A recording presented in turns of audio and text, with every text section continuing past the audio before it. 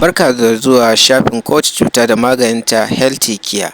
Mun samar da ingantaccen maganin cuta mai karya garkuwar jiki, cutar sida, wanda aka gwada aka ga ya yi, sannan kuma ana ansan maganin ne a bisa ƙa'ida da sharuɗɗa da ƙa'idoji na maganin.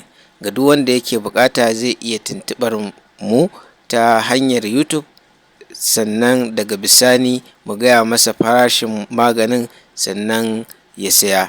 Magani ne na cuta mai karya garkuwar jiki, cutar ƙanjamau, wanda aka gwada shi aka tabbatar da ingancinsa, kafin nan aka fitar da shi aka fara ƙoƙarin gudanar da sai da shi ga al'umma.